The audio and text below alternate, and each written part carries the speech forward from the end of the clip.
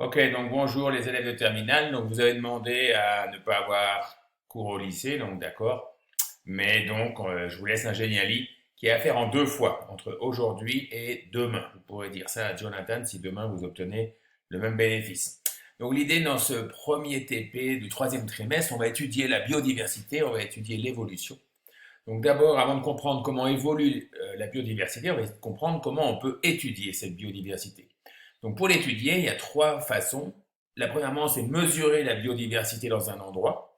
Donc là, on va faire une petite activité que vous avez peut-être déjà fait en seconde, mais avec ceux qui étaient avec moi, peut-être, je ne sais pas. Ensuite, on va utiliser une technique de capture et marquage recapture pour estimer la taille d'une population. Par exemple, si je veux savoir combien il y a de poissons dans un lac, comment je fais pour savoir ça? Je ne vais pas pêcher tous les poissons parce qu'après il n'y en aura plus. D'accord? Donc on peut estimer la taille d'une population avec un petit calcul assez facile, vous allez voir. Et enfin, on va estimer la proportion allélique dans une population. Donc là, c'est des calculs un peu plus compliqués. Donc ça, je vous mettrai une deuxième vidéo demain pour la partie numéro 3. Donc aujourd'hui, l'idée, c'est qu'en une heure, on ait le temps de faire la partie 1, la partie 2. D'accord? Donc on va commencer pour la mesure de la biodiversité. Donc vous avez des petites vidéos à regarder. Il y a un bateau qui s'appelle Tara, d'accord, qui parcourt les océans et qui possède un filet à plancton ou un filet à ADN. En fait, ce bateau, vous pouvez ici le visiter en 3D, ne cherche pas à trouver des animaux, mais il cherche à ramasser de l'ADN et des microplanctons pour pouvoir donc connaître la biodiversité. Donc ici, on vous redonne d'autres son parcours, hein, des petites vidéos, vous pouvez les regarder si ça vous intéresse.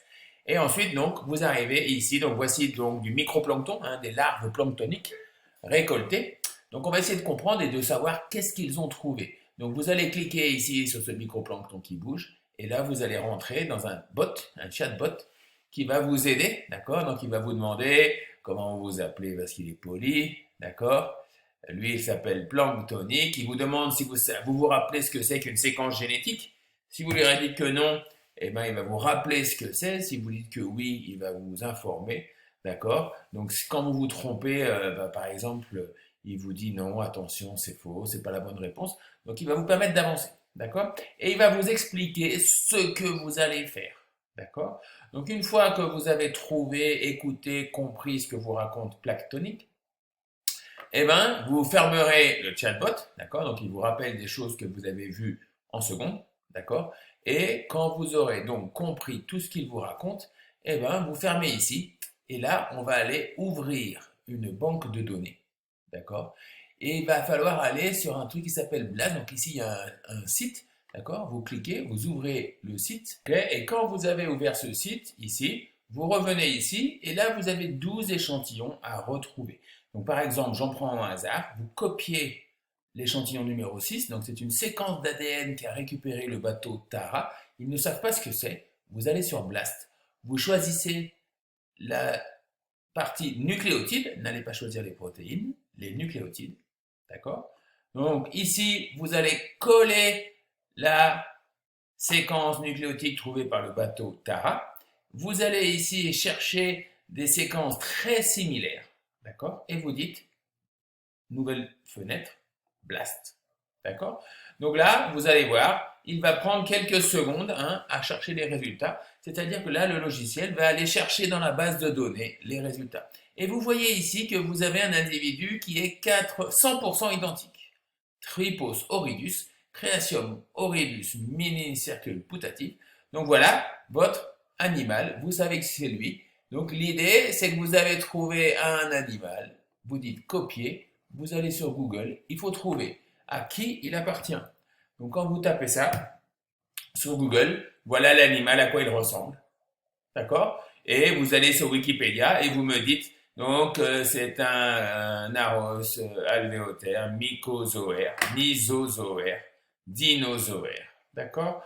Donc vous avez trouvé ici, sur l'encyclopédie, vous retrouvez à qui appartient ce phytoflagellé. Donc voilà, hein, une idée. Et on va voir donc quels sont les animaux. Donc grâce à cette technique, on peut, en recherchant des séquences d'ADN, dans les océans, savoir quels sont les êtres vivants qui vivent dans les océans.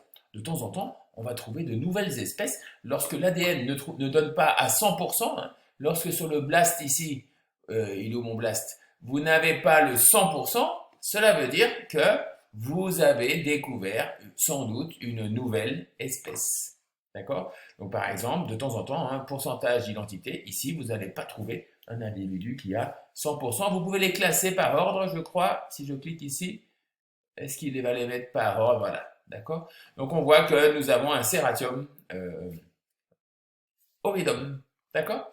Donc on va rechercher les animaux. Une fois que vous avez fait ça, vous allez donc fermer, on pourra revenir en arrière. Donc voilà tous les animaux qu'ont trouvé notre bateau Tara en se promenant. Et on voit donc qu'il y a une grande diversité d'êtres vivants dans les océans. Les océans ne renferment pas les mêmes êtres vivants.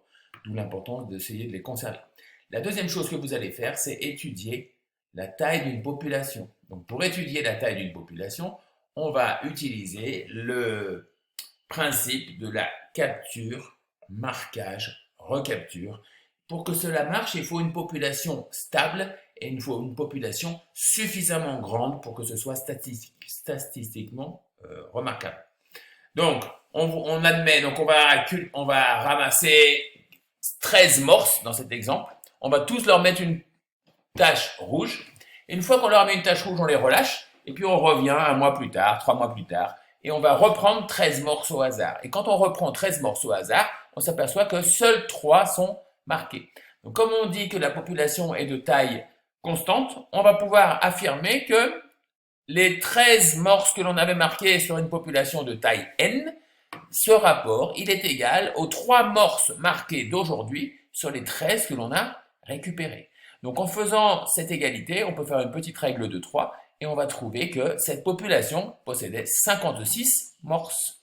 Pour voir si on a compris, on va aller calculer des échantillons dans un lac, estimer les populations dans un lac. Donc pour cela, vous pouvez capturer un nombre de poissons variable, d'accord?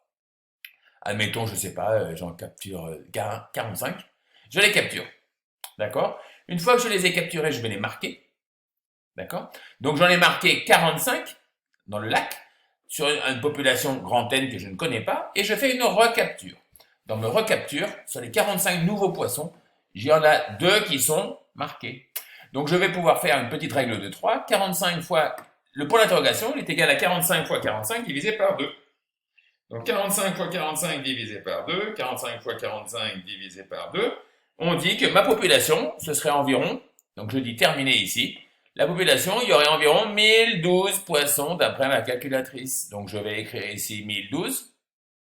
Je dis OK. Et il me dit que mon écart est de 46%. Donc en fait, le lac contenait 1883 poissons. Donc il faut se poser les questions.